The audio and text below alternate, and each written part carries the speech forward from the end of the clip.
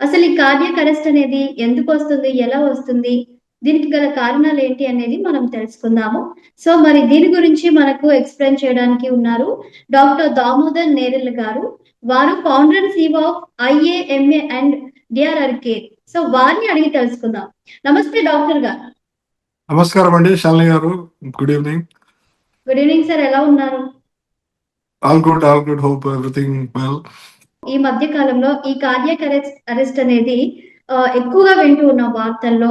ఎక్కువగా 30-40 ఏజ్‌లో ఉన్నటువంటి యూత్ ఈ కార్డియాక్ అరెస్ట్‌కి లోనవ్వడం, అకస్మాత్తుగా చనిపోవడం, లేదంటే జిమ్ చేసే వాళ్ళు కూడా అకస్మాత్తుగా పడిపోయి ఇలా చనిపోవడం. కొంతమంది సినీ సెలబ్రిటీస్ కూడా కార్డియాక్ అరెస్ట్‌కి గురవుతున్నారు.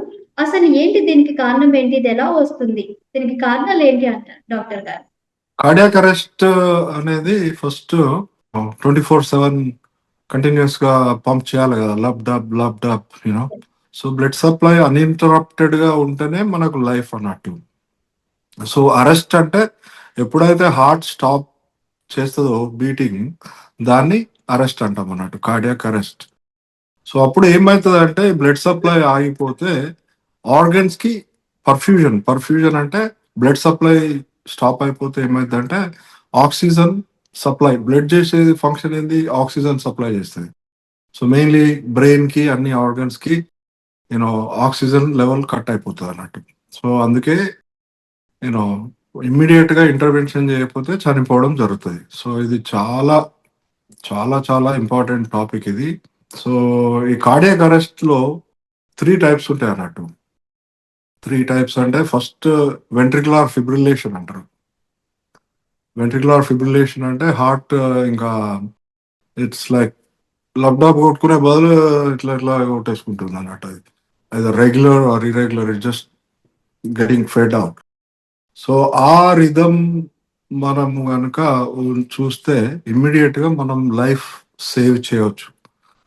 సో కార్డియాక్ అరెస్ట్ లో వెంట్రికులర్ ఫిబ్రిలేషన్ లా కనుక ఉంటే మనం ఇమ్మీడియట్ గా షాక్ ట్రీట్మెంట్ అంటారు కదా, డీఫిబ్రిలేటర్లు అంతటి ఉంటాయి కదా ఇప్పుడు ఎయిర్పోర్ట్ లో, సినిమా హాల్లో, షాపింగ్ మాల్లలో, కంపల్సరీ మ్యాండేటరీ పార్కులలో. సో అది ఆటోమేటెడ్ డీఫిబ్రిలేటర్ అంటారు. అది ప్యాడ్స్ పెట్టేస్తే అదే చెప్పేస్తుంది మనకు రిథమ్, వెంట్రికులర్ ఫిబ్రిలేషన్ ఉంది. షాకబుల్ రిథమ్ అంటే ఇమ్మీడియట్ గా బటన్ ప్రెస్ చేస్తే షాక్ ఇస్తే ఇమ్మీడియట్ గా మనం ఒక ప్రాణాన్ని కాపాడిన వాళ్ళం అవుతాం అన్నట్టు. సో అది నెంబర్ 1. నెంబర్ 2 ఏ సిస్టోలి అంటారు. ఏ సిస్టోలి అంటే ఆటోమేటిక్ గా హార్ట్ కంప్లీట్ గా లబ్ డబ్, హార్ట్ ఆగిపోయింది, ఇక కొట్టుకోవట్లేదు, అది ఫ్లాట్ ఉంటుంది. అప్పుడు ఏముంటుంది అంటే రికార్డింగ్ లో ఫ్లాట్ వస్తుంది, flat line. So next number 3 pulseless electrical alternans అంటారు. అప్పుడు అక్కడ ఏముంటుంది అంటే మనం పల్స్ చెక్ చేస్తే పల్స్ ఉండదు, హార్ట్ బీట్ ఉండదు, కానీ మానిటర్ మీద రిథమ్ ఉంటుంది అన్నట్టు. So these 3 are the main way of presentation of cardiac arrest. So మీరు అడిగిన క్వశ్చన్ కి కార్డియాక్ అరెస్ట్ ఎందుకు వస్తుంది అంటే చాలా కారణాలు ఉన్నాయి ఇక్కడ. 85-90% of the time cardiac arrest ఎందుకు వస్తుంది అంటే హార్ట్ అటాక్ తోటే వస్తుంది, ఆర్ హార్ట్ డిసీజ్ ఉన్న వాళ్ళకి వస్తుంది. సో ఇక్కడ బేసికల్ ఏంటంటే heart disease already congestive heart failure లేకపోతే హార్ట్ బ్లాక్స్ అంటారు, ఇవన్నీ ఉన్న వాళ్ళ కార్డియాక్ అరెస్ట్ వచ్చే రిస్క్ ఎక్కువ ఉంటుంది. మీరు అడిగినట్టు ఇప్పుడు యంగ్ పీపుల్ అలా అంటే ఇన్హెరెంట్ గా వాళ్ళకి హార్ట్ డిసీజ్ అంటే కరోనరీ ఆర్టరీ డిసీజ్ ఉంది కాబట్టి వాళ్ళు ఈ విగరస్ ఎక్సర్సైజెస్ లేకపోతే ఇంటెన్స్ యూనో వర్కౌట్ చేసినప్పుడు ఇమ్మీడియట్ గా హార్ట్ అటాక్ వస్తే, అంటే మయోకార్డియల్ ఇన్ఫాక్షన్ అంటారు, అది అక్యూట్ మయోకార్డియల్ ఇన్ఫాక్షన్ వస్తే కూడా అప్పుడు ఏమవుతుంది అంటే బ్లడ్ సప్లై హార్ట్ మజిల్ కి పర్ఫ్యూజన్ కట్ అవుతుంది కాబట్టి అప్పుడు ఇస్కిమియా అంటేనేమో బ్లడ్ సప్లై తగ్గితే చెస్ట్ పెయిన్ వస్తుంది, that is angina. Total blockage అయినప్పుడు ఏమైందంటే ఇన్ఫాక్షన్ అంటారు. ఇన్ఫాక్షన్ అంటే అప్పుడు infarction is nothing but death of the muscle. Any muscle. ఇప్పుడు బ్రెయిన్ అటాక్ కూడా సేమ్ ప్రిన్సిపల్. స్ట్రోక్ కూడా ఎప్పుడైతే ఇమ్మీడియట్ గా బ్లడ్ వెజల్ కంప్లీట్ గా బ్లాక్ అయింది అనుకోండి, అప్పుడు బ్లడ్ సప్లై కట్ అయినప్పుడు ఇన్ఫాక్షన్ అవుతారు, అటాక్ వస్తుంది. అది హార్ట్ అటాక్ అనే కావచ్చు, బ్రెయిన్ అటాక్ అనే కావచ్చు. ఈ హార్ట్ రీజన్స్, హార్ట్ డిసీజ్ ఉన్న వాళ్ళకే 85 to 90% కార్డియాక్ అరెస్ట్ పోయి చచ్చే రిస్క్ ఉంటుంది. ఇంకా మిగతా కాజెస్ రివర్సిబుల్ కాజెస్, ఇది వెరీ ఇంపార్టెంట్ యాక్చువల్లీ. ఎందుకంటే మనం most of the time reversible causes ఉన్నప్పుడు లైఫ్ సేవ్ చేయవచ్చు. ఇప్పుడు లంగ్ ప్రాబ్లమ్స్ ఉన్న వాళ్ళలో కూడా ఇప్పుడు ఎంబోలిజం అంటారు కదా, పల్మోనరీ థ్రాంబో ఎంబోలిజం అంటారు. ఆ పల్మోనరీ ఎంబోలిజం, మ్యాసివ్ ఎంబోలిజం వచ్చినప్పుడు ఏమైందంటే they can also go in to cardiac arrest. Immediate గా మనం డయాగ్నోసిస్ చేస్తే వాళ్ళకి ఇమ్మీడియట్ గా హెపరిన్ బ్లడ్ థిన్నర్స్ మీద పెడితే లైఫ్ సేవ్ చేయవచ్చు. One of the lung causes. తర్వాత టెన్షన్ న్యూమోథొరాక్స్ అనేది కూడా లంగ్ కాజ్. ఇమ్మీడియట్ గా ఒక నీడిల్ పెడితే మనం we can relieve the you know pneumothorax and they can survive.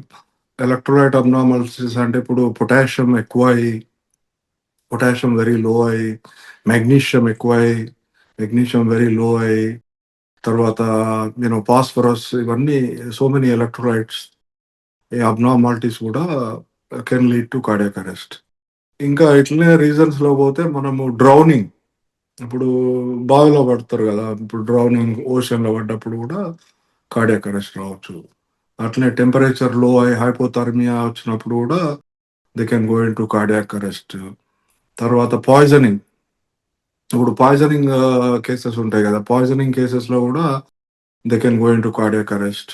ఇంకా trauma can also go in to cardiac arrest. ఎందుకంటే బ్లీడింగ్ బాగా అయింది అనుకోండి, బ్లడ్ లాస్ ఎక్కువైనప్పుడు ఏమవుతుంది, లో బ్లడ్ ప్రెషర్ అయితే కూడా కార్డియాక్ అరెస్ట్ రావచ్చు.